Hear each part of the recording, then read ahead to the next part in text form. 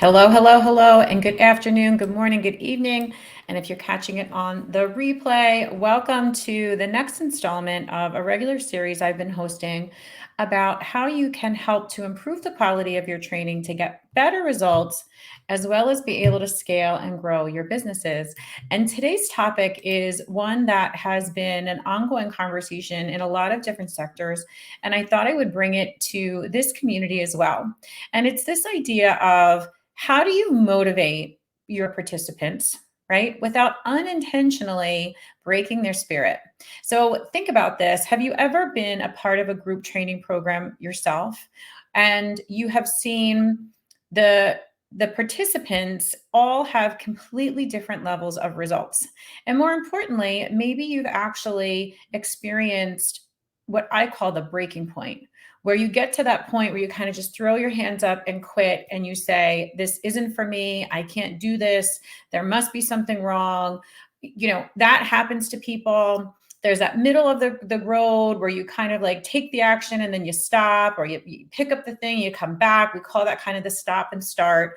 And then there's like those handful of people that just seem to like get it. And you start wondering, what's wrong with me? I had a funny conversation with somebody in network marketing, and she's like, I'm looking at all these people in network marketing that are making like $1 million and I can barely sell a necklace. And I feel crappy about myself. So, maybe you've experienced that before. Hey, welcome to the show. I love seeing people live with me. It's so good to see you. Have you experienced anything like this, right? Either in your own programs, for those of you that host programs, or maybe you've just experienced this personally. Why does it feel like some people are nailing it, killing it, and some people are like slogging along, getting it done, but it's taking forever? And then there are those that have just like thrown up their hands and think that there's actually something wrong with them. Well, this is actually really, really common. And if you felt that way before, I want you to know it's actually not your fault. It's actually not your fault. Everybody has their breaking point. And I'm going to show you a piece of research in just a minute. Because I always like to sort of let people know there's actually nothing wrong with you. It's actually a structural defect in the design of your program that pushed you to your breaking point. Because this is sort of the science behind how people learn. And we tend to focus just a little bit more on information and giving people information. That's not the only thing that they need. So if you've personally experienced this in some way, shape, or form, and honestly, I can't believe there's anyone out there that hasn't been on the other side of like that, not the top 10%. So if you've always been a top 10%er, kudos to you. But myself and probably, 90% of the population fall into that other category where we are, normal everyday people that want to accomplish great things, and we get stuck somewhere in the process. But the really cool thing is, for those of you that create training programs, for those of you in corporations that bring training programs into your people, and then for those of you just looking at this from a consumer, how can you protect yourself a little bit better? Because there's nothing wrong with you, right? There's nothing wrong with how you're reacting. It has everything to do with a little bit what's going behind the scenes in brain sciencing. So let's turn to science to get us started with this. And I'm going to slide this over. Yes. Oh, I love this comment. Look at this. I'm persistent, but it does get discouraging. It totally does. Thank you for being so brave and honest. I couldn't see a name with that. You're speaking for the masses. I can really tell you that, because it does. When you really want something, right, and you can't seem to get your hands on it, the natural tendency is to think there's something wrong with you. And that's just not true. It's not true. It's bullshittery, by the way, which is the topic of today's conversation, that bullshittery. And here's sort of my view, and what I love about learning, right? I'm a learning strategist. What I learn about learning is that I truly believe in my heart of hearts that every single person, you don't even have to be an extraordinary person, every single person is one skill set, one relationship, or one resource away from everything you desire. But here's the problem. There's a whole lot of bullshittery in your way. And that is my kind of layman's term for some complicated processes that just makes it easy to talk about. I don't mean to discount this what's happening in any way. I just like to give it a little bit of a fun, lively way to explore things that can be uncomfortable in some ways. So if you're saying, I don't even know, Susan, what is this all about? This is tune in, right? Lean all the way in with me right now, because I'm actually going to walk you through the science behind why this happens to everyone, by the way. And then we're going to take you through the process of how can you get even better at incorporating these principles into your training programs so that you get more results, more people results past the finish line. Because if we haven't met yet, that's literally my major goal and focus in life. I'm a long-term learning strategist. I've been in corporate training. I run an instructional design company. And in the past 5 years, I've really been seeking to answer this question of what gets in the way of performance, right? We've shifted our whole philosophy from how do I create really good content, which we need to do. But the big goal is why not yet? What's missing? And it's not always a training issue. So if we haven't met, that's me, Susan Gaddy, and this today is definitely for you. So let's talk about the science behind this. So there's a law, you can look this up, and I kind of cited here where I took this from, and I want to make sure that I say their names properly. But there were two psychologists, Robert Yerkes and John Dillingham Dodson. And believe it or not, this comes all the way back to 1908. So I love when we think everything is brand new. It's not. It's not. It's just being re-explored and put back into today's in today's language. But here's what they found in their study. And I think this is really interesting. So here's performance, right? Weak performance, strong performance. And here's arousal, which is kind of that stimulation or what we would call motivation. Here's the low, here's the high. What's fun about this is that every single person has an optimal arousal that actually drives greater performance. And it's typically this bell-shaped curve here, right? And in the beginning, when there's increased attention and focus on it, it peaks. And then at some point, if we're pushed too far, right, when we're dangling those carrots, and I'm going to put this into, let me make myself bigger here and put this into like the common everyday language. And I'm going to go back to this conversation that I was having. So if you're learning how to become a network marketer and you need to sell all the jewelry, right? In the beginning, when sales is new for you to sell 5 pieces of jewelry is the biggest accomplishment in the whole wide world. But what we tend to do as program owners, because we want to promote how good our program is we celebrate the people who are $1 million salespeople. You know how many $1 million salespeople there are in a bell curve? Like 10%. So if you have 50 people in your program, about 5 to 7, maybe 10% are going to hit that big goal. What are you doing for the other 90% that aren't going to hit that in those shorter time frames? So you see, based on that scenario, what happened here is that what was motivating me, right, being in this program, learning new tasks, being a part of the community, all the things that people love about training, at some point, I hit the wall, right? I hit the wall.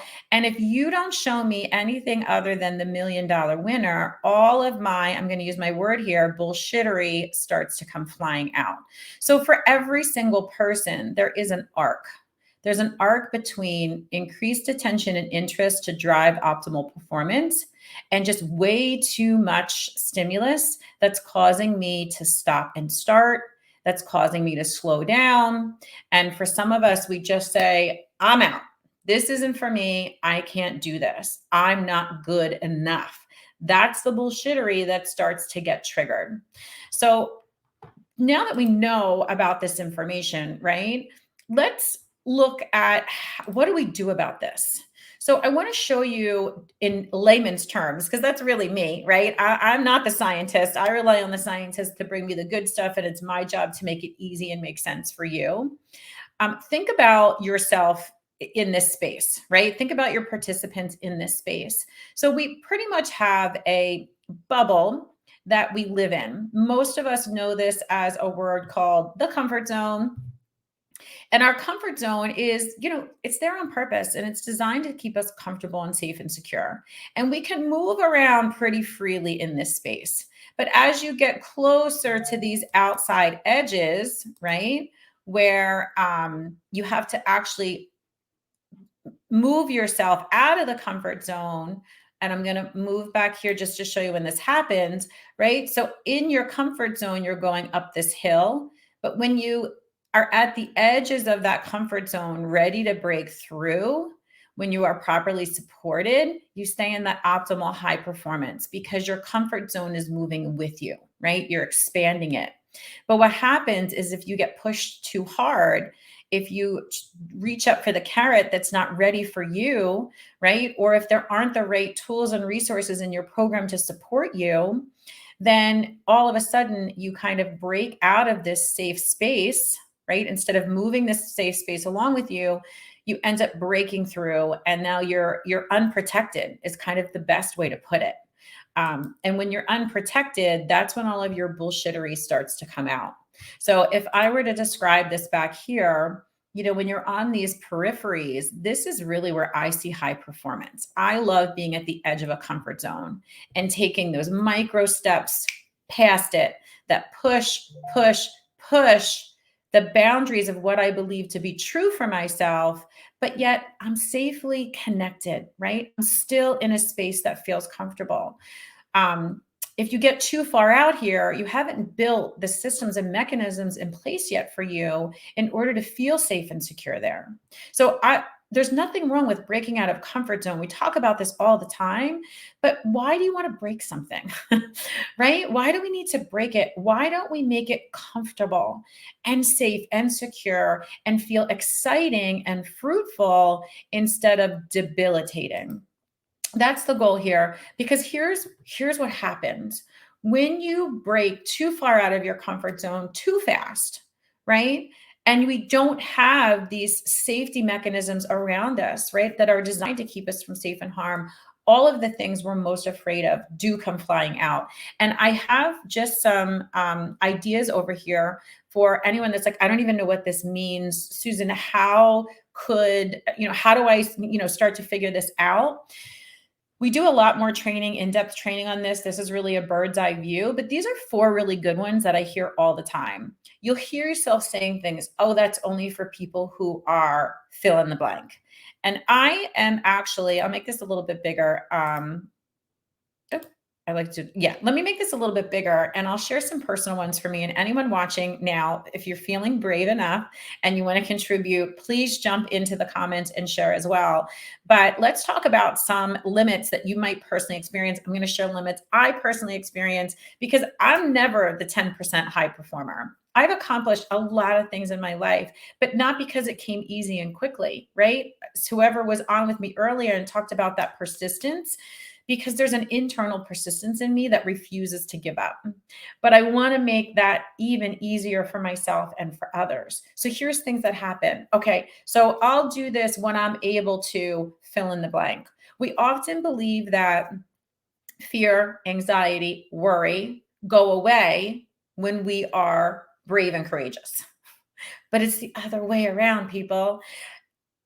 Worry, fear, self-doubt, anxiety exist for everyone at all times. It's courageous action that lowers that noise, not the other way around. So when you hear things that sound fear-based, anxiety-based, what if, right? Those are all indications that you're simply stuck in one of these bullshittery cycles. And we can fix that, by the way.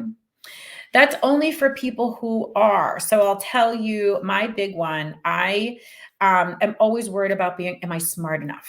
Am I smart enough? So in high school, I didn't do very well in school. I wasn't even close to a straight A student. And sometimes I actually wonder how I graduated from high school. I did go on to be very successful in college. And here's another funny story. In high school, I wasn't even going to college, and you can't make me, right? But I did eventually go on, and I did get my master's all the way through my master's. And I've probably spent more money on self-development classes than the majority of the world has spent in actual, typical education. I am sometimes the smartest person in the room, but there's always that like little self-doubt. And when I get triggered by that, I'll pull back. I'll stop my action, right? That's understanding my limits. That's just understanding who I am.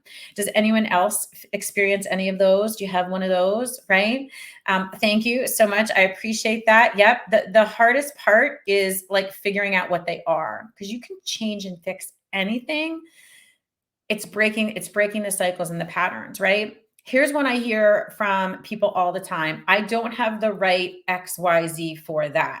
I don't have the right degree. I don't have the right pedigree. I didn't go to the right school.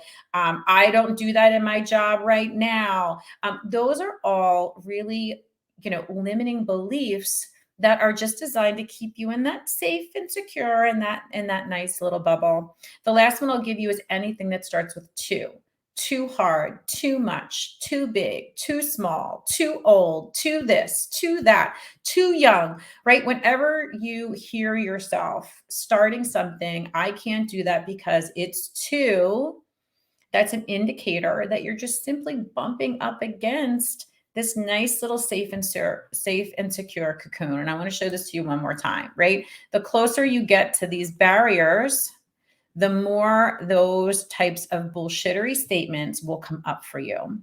Now, what's really awesome is that if you are with a very strong facilitator and leader who is, who is, you know, been educated in this and knows how to help people at all of those areas, right? You can safely and with a lot less stress really help to not just understand what your limits are, right? But to push through those in a way that doesn't re traumatize you, in a way that doesn't lead to, and I'm going to share a couple of things that I experienced personally and that I saw happen over and over again. So I was in um, I was in a very large training program. Again, I am always investing in myself. I write big checks to invest in myself and in my business. And I was in a program with over 1,000 people. So it's a pretty big sample size. And I noticed, this really interesting phenomenon happening. Again, there were like the quick starts who came into the program. I didn't realize this at the time, but they had already come into the program with a huge base, right? They weren't starting from day one. They were really starting from year 5.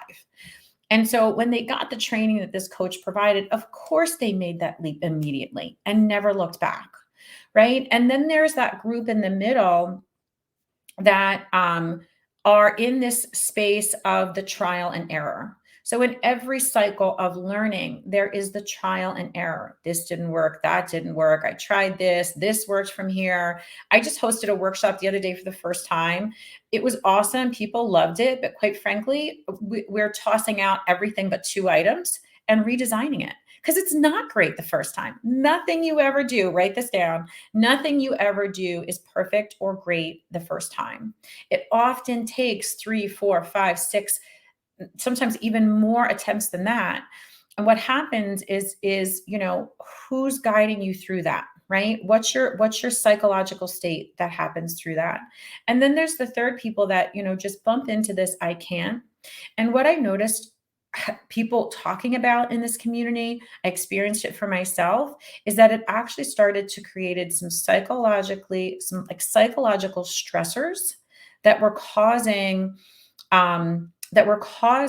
things to happen within their body. So I don't think for me it's any coincidence that I developed a very acute acid reflux problem over those 2 years because I was in this constant state of not meeting with success, trying and trying and trying and trying and trying, and feeling very unsuccessful about it.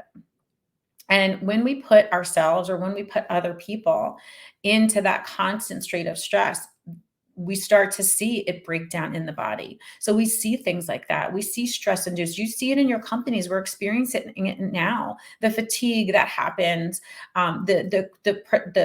the reduction, right, in performance, and just our overall mental health states. I wholeheartedly believe all cycle into this. How often are we fighting against our own bullshittery right? And to what degree is it creating this in our bodies? So I want you to really, or I should say, I invite you, as a person, like just as a person, to really like, what can we do, right? This is, I want to get into to wrap us up, and what can we do here from a personal perspective for anybody? Get really good. I'm not going to go through all these. Get really good at hearing those self-imposed limits. So that's this: only when, if then, when I am, right? If you catch yourself saying, oh, when I lose 20 pounds, or I'm to this, right? Oh, I can't do that job. I don't have that title yet, right? Those are all indications that you're just sort of bumping up against a pre-designed automatic pattern of thinking that's just been cultivated in you over years and years and years. So, the first thing I want you to really do for yourself is give yourself the gift of exploring your own internal limiting beliefs and just start hearing them. It's one of the reasons that I wanted to have some fun with the term bullshittery, because for myself, I, for myself, calling bullshit on myself was the best thing I could do. It made it lighthearted. It made it not so serious, right? And when I'm working with my clients, helping them to call BS on themselves as well is the best gift you could ever give someone. So get really good at noticing it. And then I encourage you, anyone that's truly wants to accomplish a goal, to hire a coach that specializes in this, or to join a training program that has this type of, we call it the learning architecture in this program. Whether you're creating leadership training, onboarding training, whether you are a business coach, right? It works both ways, but are your programs designed to take people through this? I call it the process of integration. And if you need any of those details, we have lots and lots of resources on those. Shoot me a message, leave me a comment here, right? Because ultimately, in order to achieve the damn thing that you want to achieve, right, and hit those success goals that you want to hit without the stress and anxiety and the re-traumatizing of ourselves, right, we have to understand this process of where are we bumping up against an internal programming that just needs to be rewired. And the process is relatively easy to understand, a lot harder to do, right? So I'll give you the process. It's actually recognizing that it's happened, right? And then with grace and compassion, right? This is where I see people referring to themselves as dumb, calling themselves idiots, oh, I'm so stupid. I can't believe I did this, right? That's the most dangerous thing you could ever do to yourself. We're always listening, right? We're always listening to ourselves, and we're just reinforcing it. So when you do discover something like this, just the opposite of that is to just be curious. Oh, I wonder why that's happening. Oh, that's so interesting. I wonder if that's happening someplace else. Because what you can do then is get to the root cause of what's happening it, release the root cause, which sounds easy, totally not, right? And then there's a process of just rewiring your brain so that there's a new neural pathway and you're not repeating that same pattern. Because I'll leave you with this last thought, and then we'll do a quick wrap up from this session. But the problem is, the reason this doesn't change is because it's mostly unconscious. Our brains are designed to be as efficient as possible. And so they take repeated patterns and they just implement them on autopilot, like you would a computer, right? You turn on a computer, and it operates and functions the same way all the time because it's on a program. So you got to root out that program, right? Think of it kind of like a virus. You got to root out that program. You got to pull it out of the system. And then you just have to put a new structure in there that becomes your automatic. And so that's the how. But I don't want to discount the fact that it's actually not. It's not an easy, quick task to accomplish on your own. And I really recommend that you invest in a program, or work with a coach. I have a lot of great recommendations if there's something that you want to reprogram for yourself. So this is our conversation today about the bullshittery. I am so thankful to everybody that joined in. Remember, I'm coming at this from a learning strategist standpoint and someone that helps other people to scale their business with training. So this means if you're a consultant and you have a group training program or want to start a group training program, I would love to connect with you and talk to you about how we do this through our accelerator program, because I want to make sure that you are not just learning how to sell and market the program, but that you can actually get 85 to 90% of your people to the finish line. That's not really happening in the space, but I know that we can with the accelerator program. And for those of you that are in corporate, that are creating or hiring people to bring programming in, or you're creating programming on your own, we work directly with those leaders to create what we call the blueprint for how that program should look so that you can accomplish all of these goals as well. So I wish you an amazing day. To do a quick recap of everything that we talked about today, where we, operating, I'm just like in my head trying to decide if I want to go back to these slides, but I think it's worth it. I'm just going to do this really quick. Forgive me for like swinging back through here, right? First of all, you can truly have anything that you desire. And if you're sitting out there thinking right now, I'm a crazy person, good. I like crazy. As a matter of fact, I love crazy, because crazy is only crazy until it works, and then you're a genius. So if you're in the journey, right, just keep going, right? Whoever was talking to me earlier about being persistent, keep going. And this is your roadmap. This is your roadmap here. Keep yourself in the optimal arousal performance. And I love crazy too, right? Yep, I'm with you. I love like a crazy. Crazy is the best thing you can ever be, right? Optimal arousal of performance is up here. And again, where is that? It's always when you're in your safety zone, right? This is your safety comfort zone. The goal isn't necessarily, I know a lot of people believe that the goal is just to like break all the way through this, and that's okay too. I prefer to do this with a lot less stress, a lot more joy, right? And a lot less stopping and starting, right? That's what happens when you get out here without a safety net. Bring the safety net with you. Keep pushing the boundaries of what you believe is possible for you every single day so that you can rise right up behind it. That's how we keep people safe, right? Because when we push them too far out of that comfort zone and they don't have that safety and protection around them, this is when all of our limiting beliefs, you'll hear people call them, come flying out for you.